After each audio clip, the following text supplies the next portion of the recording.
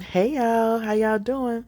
So, listen, I was sitting up here, wasn't really thinking I was gonna put out a video today, but I was like, you cannot go to bed again without putting out another video. So, I'm here with y'all.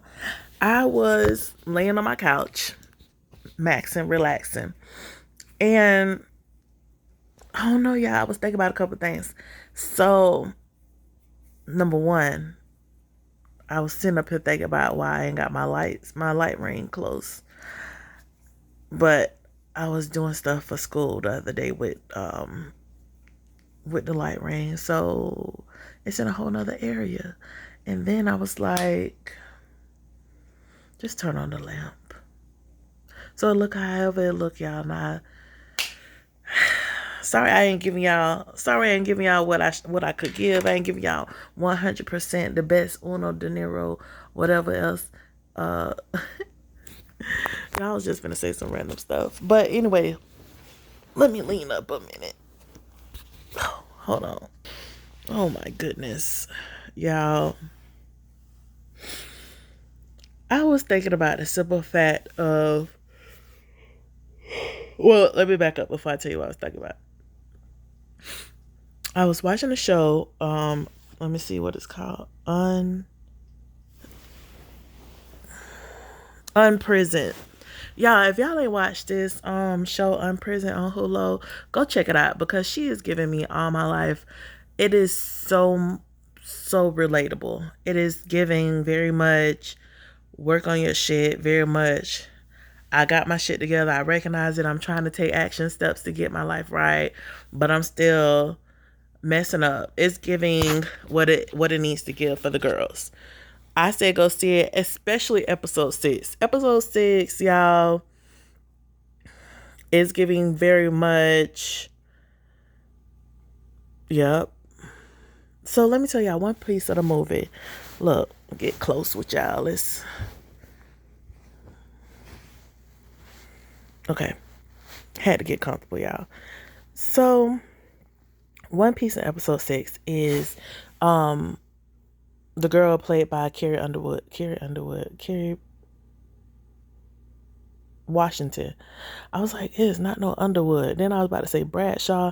I'm like, what in the heck is going on? So, um, the lead role, she's played by Carrie Washington, and she has her father. Ooh, what's his name? He's a good actor. Let me see if they got. I don't know how to do this. I'm not even gonna mess with it. I don't usually use Hulu. I usually be on Netflix.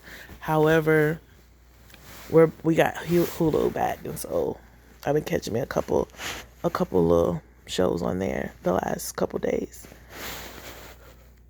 Oh, I'm so sorry, y'all. So in episode 6, they take her father back to his hometown. He's trying to find his birth certificate so that he can work legally, and pretty much through this whole shebang, you get to see one aspect of the black diaspora, um, which is it's like that working middle class, in the build up. So for me, it's been very interesting, somewhat very relatable on different things. But you get to see this black man who really wants to produce and do well for his family, but has been put in, specific circumstances where, you know, you're caught in a place where the system is trying to catch you and put you back into jail, because in one instance he was like, I need my driver's license, but he doesn't have a driver's license. He doesn't have his social security card, and in order to get a social security card, you need a driver's license. In order to get both of them, you need a birth certificate. So it's just this circle that people wind up in. And so he's trying to go back and get those documents. And so um I'm not gonna tell you all of the story, so go watch it. But needless to say, on his way back, they go to his childhood home. And one of the things that stuck out for me was inside of his childhood home, there he was looking through the paperwork, old paperwork, looking for the birth certificate or something. And they come across some photos. And in the photos, he was like, oh, here's a picture of me. He shows his grandson.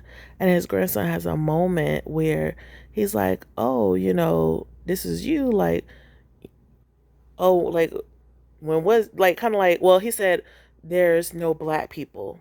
That was what the comment was. So he was like, there's no black people. Um, or excuse me, there's no white people in his photos. Where are the white people? So the grandfather's like, they're across town where they supposed to be. And so they have this moment where they realize that segregation was not that long ago. And the grandfather made a comment that said something to the extent of, um, most of the photos that are posted or taught within school, they use photos that are black and white, so they can make it seem like it was longer than what it was. And then I started thinking, and my family, when I was younger, was very big on photos. Like my grandmother, great grandmother had photos everywhere. And so I started to really dive into my thoughts.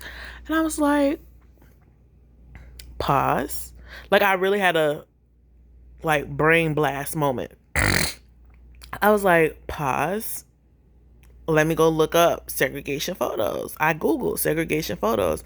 And you see all these photos in black and white and rarely any color photos. And I noticed that a few years ago, I remember somebody was like, they were posting something about photos and they were like remastered or something like that, and they put it in color, and it was like these photos were able to come alive. It was one of those ones where the police dog was biting on the people. So I already have my own thought process of segregation and integration in the civil rights movement. Um, but we're gonna come back to that because I gotta finish this piece up. So, needless to say, I was looking at the photos that came up online, and then I thought about the photos my grandparents and great grandparents had, and I was like, our photos are in color. I have some photos from the 80s, yeah, early 80s, late 70s, from my parents and grandparents, and I was like, they are in color. They have this, they're texturized and they're a little bit more brown, but they're colored photos. And so, of course, I looked again online and I was like, dang, it does make a difference. And it is a brain fuck because it diminishes the effects, that the intensity and the effects of the hurt when you see it in black and white, because it's like it does not really exist, especially when you live in color. But when you see certain things in color, the it seems like the colors have more of an effect on you.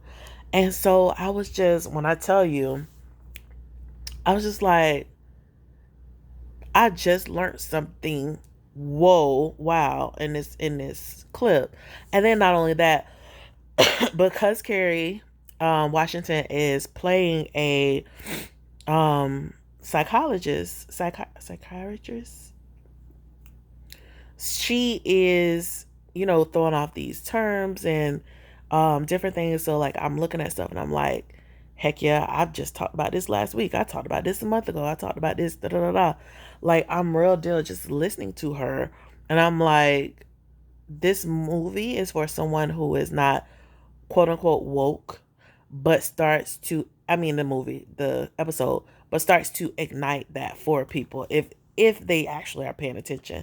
The series is just a little triggering because it's also this it allows me to see black women in a certain light that I've already imagined for us, but it's just like, okay, boom, like I'm not the only one that see this because somebody else is writing about it. Needless to say, excuse me, I don't know what's going on. Needless to say, y'all, I was just a little floored. And then, oh, what else? In the movie, in the episode, they go through different, like I say, it's a lot of vocabulary, that is introduced that pretty much talks about like the process of waking up um, as a black individual in America, whether you've been accepted by the blacks as being black or not, or whatever else. It just had a lot of good tidbit in episode 6. Excuse me, y'all. I don't know what's going on. Hold on. My bad, y'all. But yeah, so that was really good, y'all. Again, it's called Unprisoned. I think that's it. Yeah, Unprisoned on Hulu. If you haven't seen it, go check it out. And then I was just telling y'all something else I wanted to bring to the table, but I don't really remember.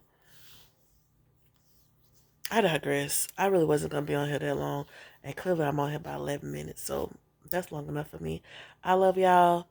I'll rewatch this hopefully and bring back the other part. If not, at least y'all got to see me today, and we got to talk and chat it up like friends always do. All right. I'll see y'all later. Love y'all.